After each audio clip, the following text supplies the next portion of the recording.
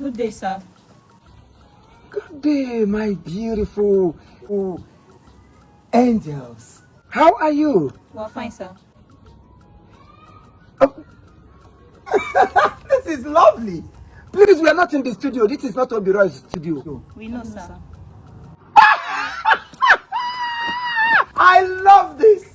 Are you people from this community? Yes, sir. How come I've not seen you people before? We don't base here. Yes, Yes, sir. wow. This is amazing. Thank you, sir. Oh, this is amazing. Thank you, sir. Aye.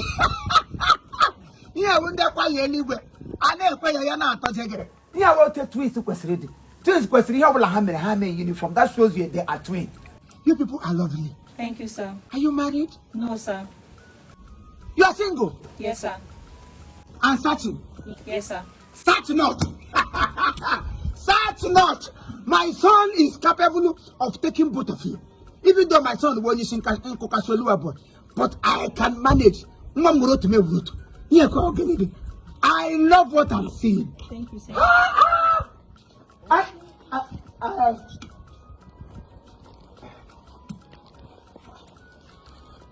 Mama, Mommy.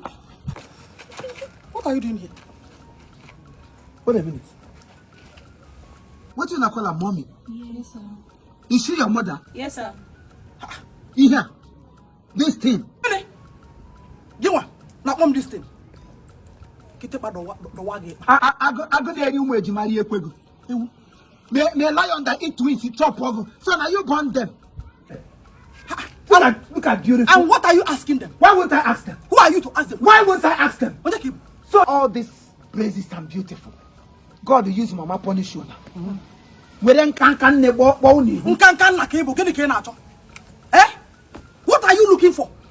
What are you looking for? I was looking for something, but immediately you appeared. Looking for what? I have lost what I'm looking for. Nakuya. I have lost what I'm looking for. Nakuya. So This is the father. The one that terrorizes the village. This is the children. Who doesn't know your husband in this community? You like the pattern? Thief, useless mother. Stupid mother. Useless father.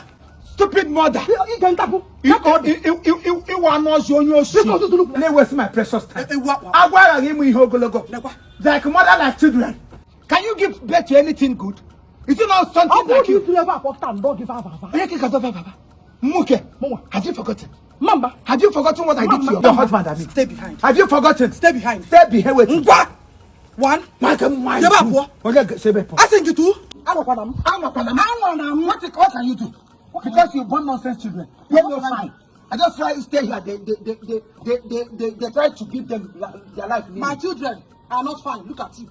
You want to repay the loss. Come on, stop.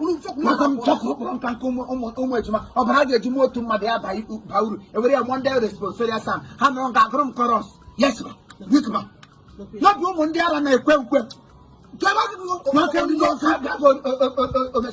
Don't touch me. Don't touch me. Don't touch me. You don't like me. I'm not gonna move. What can you do? What can you do? I will do to you what I used to do to you. I will do to you what I used to do to you.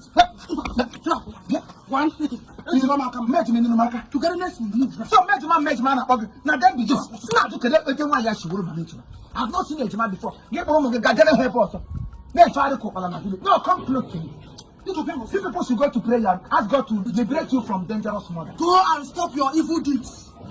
Useless woman. That's the evil that made you to bend. You ate great. You bend because of organic this room. You must color low. I reject it. Whether you like it or not, you I must reject it. I cannot. Nonsense. When I am both, I am strong. They can't see. All the time. It is strong, more nonsense. More do. Never go putting your dome. How are you? Yes, sir. Yes, sir. Yes. Ndara. Nonsense. Mom. I thought I warned you people not to speak to anybody. Mommy, don't stop us now. We're just asking us. This is the popular Tifimon, the evil man. Hey. Eh? Now go and say. Okay. Hold your hands, No. I cover you with the blood of Jesus Christ. I decree and declare that no weapon fashioned against you shall prosper. I be the How